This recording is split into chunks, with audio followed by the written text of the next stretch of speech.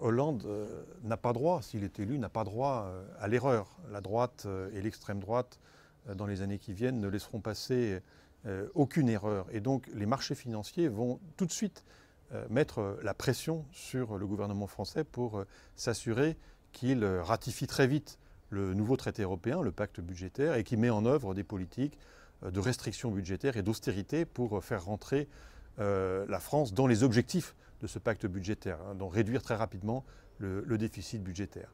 Et avec la récession qui est en train de s'aggraver, de se généraliser aujourd'hui dans la zone euro et en Europe à cause de ces politiques d'austérité, récession qui d'ailleurs inquiète même les agences de notation et même les financiers, eh bien, réduire les déficits va être de plus en plus difficile et va forcément poser la question assez rapidement de nouveaux plans d'austérité, de nouveaux serrages de vis pour imposer aux populations une baisse des prestations sociales, des nouvelles baisses des retraites, des diminutions des effectifs de fonctionnaires. On va très vite avoir cette question qui va être posée de quel plan d'austérité pour rassurer les marchés financiers face à cette récession qui s'aggrave.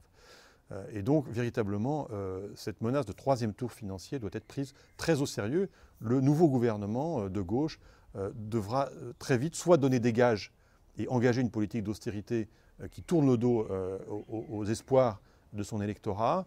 soit engager une politique différente, une politique de rupture avec les marchés financiers, une politique de rupture avec le néolibéralisme,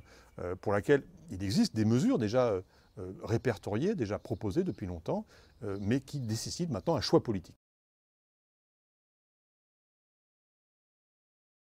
François Hollande a annoncé qu'il voulait renégocier le pacte budgétaire et ajouter un volet sur la croissance en Europe,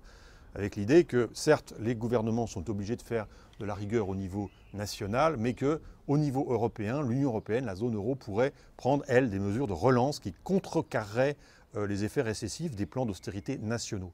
Et apparemment, le président de la Banque centrale européenne et d'autres responsables européens ont dit oui, il faudrait vraiment un volet pour la croissance. Alors en réalité,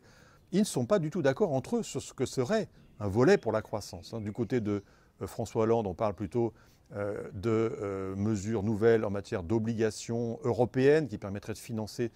des grands travaux européens, alors que du côté de la Banque centrale, du côté de la Commission, on parle de nouveaux programmes de flexibilité du marché du travail, de privatisation, de libéralisation du commerce et des marchés. Donc il y a un désaccord déjà qui est tout à fait important sur ce que veut dire un volet destiné à la croissance. Ensuite, même si le point de vue social-démocrate, qui est celui de François Hollande, l'emportait en Europe aujourd'hui, le projet de développer des eurobonds, des obligations européennes, ou de faire une relance par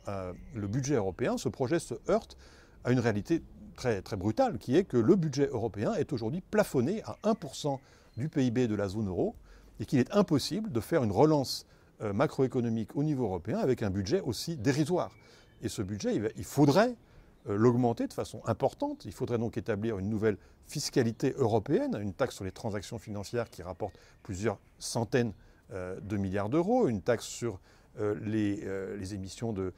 gaz à effet de serre qui pourrait rapporter plusieurs centaines de milliards d'euros. Et là, on aurait les moyens, effectivement, de faire une relance budgétaire au niveau européen avec un plan de transition écologique et de transition énergétique